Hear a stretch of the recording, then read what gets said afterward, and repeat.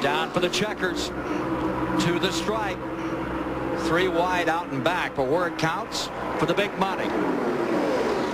Across the line for the checkers. Give it to Jeff Gordon, his second win in the Busch Clash.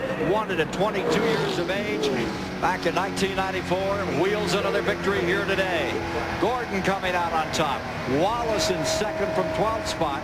Then it's Earnhardt for third. Ward Burton in fourth. Ernie Irvan in fifth. Mark Martin comes across sixth. Dale Jarrett back there in seventh. Let's see. That would, in that last shuffle, Ricky Craven back up to eighth position. Johnny Benson dropped to ninth on that last lap, and Jeremy Mayfield wound out the top 10 with Terry Labonte, Ed Musgrave, Bobby Labonte, and Jeff Burton rounding out the top 14. Victory lane's where they're headed. That's where you'll be headed to meet the winner of the 1997 Busch Clash right after this. Back with you at Daytona, and let's go right to victory lane with Mike Joy. Jeff Gordon climbs out. Ray Evernham told him, don't jump on the roof. They've still got to get this car through post-race inspection.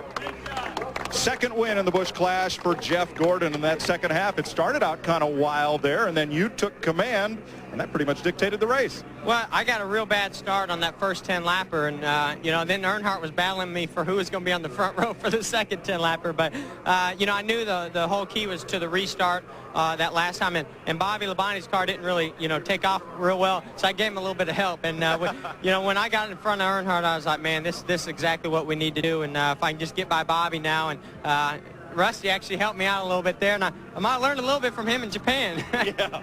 So you're saying it's better to have the lead than to try to take it?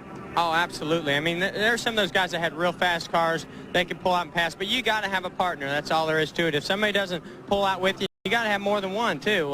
Then you're not going to go anywhere.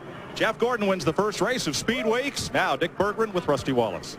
And Rusty Wallace almost won the first race. Second place isn't too bad given your history at this place of not doing as well as you might like. Well, I was trying to get him to help me, but anyway, no, I'm real happy with it. The car ran really good. It handled perfect, and just did all I could do. I got a good jump in that second restart, and that was really good to help me a lot.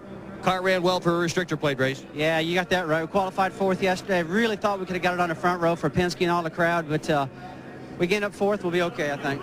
Let's see if we can get Dale Earnhardt for a minute. Once again, ignition problems. Is that what caused you to not be able to win this thing today, Dale? No, I don't think ignition problems or anything. I couldn't get up to help Rusty, and really once you got nose to tail, that's all you could do. You couldn't pull up, pull out, or do nothing. So it's just right along in line. Ward couldn't get to me to help me, and you know, it was just some kind of race. I look for the same thing Thursday and on Sunday, so it's not going to be good. Except you know he wants to be in victory lane on Sunday, Ken Squire. The Intimidator beaten by the Dominator, Rick Hendrick, today, who has his cars win both the first segment with Terry Labonte and the overall with Jeff Gordon doing the number. You know, there's no better way to... Final results on the 1997 Busch Clash with Gordon, Wallace, Earnhardt, the top three out here. Then Ward Burton in fourth. Ernie Irvan got back to fifth. Mark Martin sixth. Taking a look back through the field. Yeah, Dale Jarrett had a good run, but not like I know he'd like. And there's our buddy Cravens and Benson there. Mayfield, Terry Labonte got nowhere in that second round, finished 11th, and Ted Musgrave back there in 12th, and rounding out the field, it was Jeff Burton on the tail end with Bobby Labonte just in front of him. You know, we talked about Ernie Irvan getting shuffled back there at that one time. He was really coming up through the field pretty good in the car number 28, and here he is, right in the center. Right there is Ernie Irvan's car. Okay, yeah. We'll move it forward, and we'll watch him go forward. And he moves down. Dale Jarrett moves down. Looks like they might have made a little contact right there. They did make contact. Irvan had to back off, and Jarrett went on into the banking there and maintained his position. But that back off cost Ernie several positions, but he did work his way back up then. Yeah, he was trying to get in behind Dale's what he was trying to do, and he didn't quite have him cleared. Yesterday, qualifying for the Great American Race, the Daytona 500. What surprises we had here. Surprise number one right here. That's Mike Skinner, Childress Racing. But that's his new driver. Came out of the truck racing series. He's going to be on the pole. And this guy, out of a ride last year, onto the front row this year. Steve Grissom. Boy, what a ride he had. I tell you, that's exciting to find two guys like that, you know, with limited experience and really struggled. Certainly Grissom has.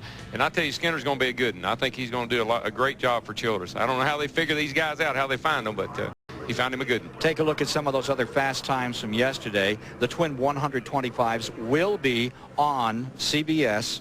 That's next Saturday afternoon after we bring you live that Grand National Gargoyle 300 race right here on CBS. That's next Saturday, and of course Sunday at noon after we talk about these surprises in qualifying. We're in for a sensational 39th annual Daytona 500 jump. I think the surprise is that in the wintertime testing, we come down here and the guys come out with fast speeds, and we think that's the guy to watch. And we end up with two guys that are certainly total surprises on the front row. And the guy that qualified 14th, I thought that was pretty impressive. Well, I thought that was, I wanted to bring that up. But I tell you, DW didn't do bad. No. One thing bad, we won't have to take a champion's provisional to get in this Daytona 500. A year ago, there were 52 cars here, and I was 50th quick. So I think we made a little progress. Hey, is this going to be your last 500? You know, did you notice when I was going around there, Ken? That's what I asked. Is this going to be your last 500? There's one thing, that chrome car, that Western Auto car, is so pretty down on the bottom of that racetrack. And I tell you, running Daytona's fun, isn't it? Yeah. Have you ever run Daytona? No, I've walked it. Ned just run Daytona. It's fun. Yeah, it's fun. Frustrating. It is. Hair raising. I think Earnhardt hit the nail on the head, or hit his head on the nail. I'm not sure which. But this race is going to be just like that Thursday. Positions, everything. Restrictor plate racing is frustrating. Thank you very much, Darrell Waltrip, and you too, Ned. Been fun being up. We were with you for the Busch Clash.